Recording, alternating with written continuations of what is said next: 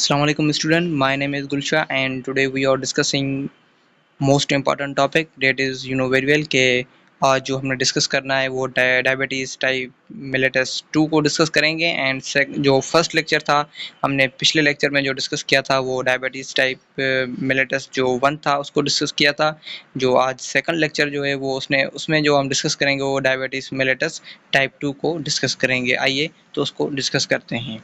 तो यहाँ तक आपको बात समझ में आ गई होगी। तो डायबिटीज़ टाइप 1 जो थी उसमें इंसुलिन की एडिशन थी, इंसुलिन इंजेक्शन था। यहाँ पे जो डायबिटीज़ टाइप 2 जो है मिलेटस उसमें non insulin depend on the diabetes.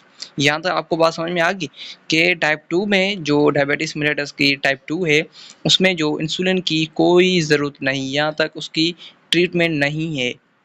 ये एंट्री में कई बार आ चुका है कि वो कौन सी डायबिटीज़ मेलिटस की टाइप है जिसमें इंसुलिन की डिपेंडिंग नहीं होती। तो आपको आंसर में लिखना होगा कि टाइप 2 जो है वो उसमें नॉन इंसुलिन डिपेंडेंट होती है। तो यहाँ तक आपको समझ आ गई। उसके बाद it is associate the with heredity and obesity, stress, lack the exercise and old age। यहाँ तक तो ये डायबिटीज़ मेलिटस टाइप 2 जो होती है वो ओल्ड एज में होती है एंड 40 ईयर्स के आफ्टर होती है। तो बाद होती है और उसके बाद जो है डायबिटीज़ मेलिटस टाइप 2 जो होती है वो 40 ईयर्स के बाद होती है। डायबिटीज़ टाइप 1 जो थी मेलिटस 1 वो 40 ईयर्स के पहले थी। ये डायबिटीज़ मेलिटस टाइप 2 जो है वो 40 ईयर्स के बाद होती है। ये भी 90% बंदों को हो जाती है। And it is type of diabetes mellitus insulin 2। ये टाइप होती है 2 insulin is produce but the body of cell target cell do not respond insulin due to some changing insulin response। इसमें इंसुलिन की इंजेक्शन नहीं दी जाती।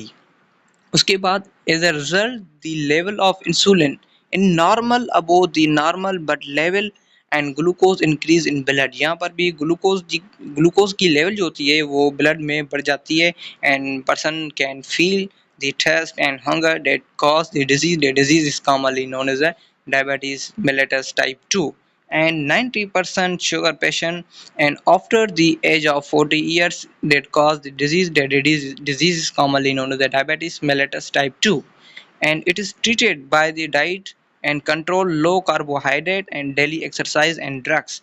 तो यहाँ तक आपको बात समझ में आ गई कि यहाँ पर ये जो ट्रीटमेंट दिया गया हुआ है कि डायबिटीज़ टाइप मेलिटस टाइप 2 में तो उसका ट्रीटमेंट जो है वो डाइट पे कंट्रोल करना है और लो कार्बोहाइड्रेट जो लेना है एंड डाइट पे जो है वो हमको कंट्रोल करना होगा एंड डेली एक्सरसाइज जो है वो ड्रग्स से अदर कॉजेज़ हैं अदर्स जो भी ये सिस्टम है उसको उसमें कंट्रोल करना होगा एंड कार्बोहाइड्रेट भी लो लेना होगा एंड डेली एक्सरसाइज पे ध्यान होगा। तो यहाँ पर इंसुलिन की जिक्र ही नहीं की गई है, यहाँ पर इंसुलिन की कोई एडिशन नहीं है।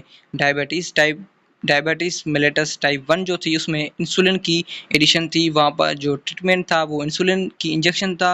और यहाँ डायबिटीज़ मेलिटस टाइप 2 जो है वो वहाँ पे जो उसकी जो ट्रीटमेंट दी गई है वो कार्बोहाइड्रेट की कंसंट्रेशन जो हमने लो लेनी है, डाइट पे ध्यान देना है और डेली एक्सरसाइज भी लेनी है और ड्रग्स को भी इस्तेमाल करना है and treatment for the and permission by the doctor and very well के यहाँ तक आपको बात समझ में आ गई कि ये जो हमने पहले डायबिटीज़ मेलिटस टाइप 1 को डिस्कस किया एंड डायबिटीज़ मेलिटस 2 को भी हमने अभी डिस्कस कर लिया।